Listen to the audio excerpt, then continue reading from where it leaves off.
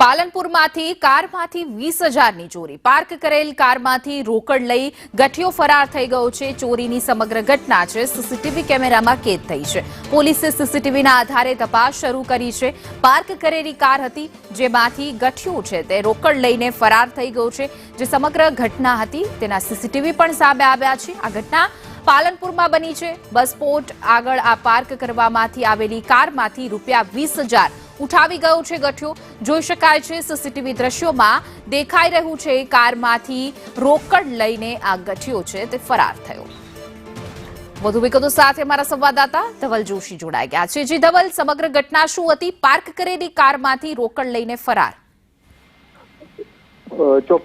બનાસકાંઠા જિલ્લાના પાલનપુરમાં ગઠિયાઓ છે તે બેફામ બન્યા છે ને એક બાદ એક ચોરીની ઘટનાને અંજામ આપી રહ્યા છે। ત્યારે પાલનપુરના નવા બસ સ્પોટ આગળ પાર્ક કરેલી કારમાંથી ₹20,000 ઉઠાવીને ગઠિયા છે તે શું થઈ ગયા છે। મહત્વની વાત છે કે પાલનપુરનો એક શિક્ષક જે આચાર્ય તરીકે પાટણમાં ફરજ બજાવે છે ને તે પાલનપુર બસ સ્પોટમાં આવેલી એક ખાનગી બેંકમાં પોતાના દાગીના છે તે લોકરમાં મૂકવા પહોંચ્યો હતો ને તે જ દરમિયાન આ ગઠિયાઓએ આ જે દાગીનાની બેગ છે તે પડાવવા માટે અનેક કાવતરા કર્યા।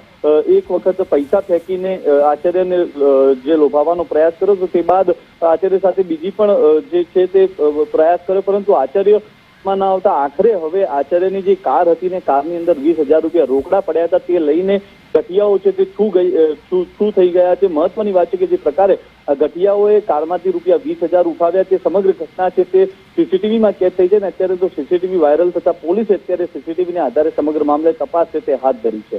જી ધવલ, સમગ્ર માહિતી બદલ આપનો આભાર।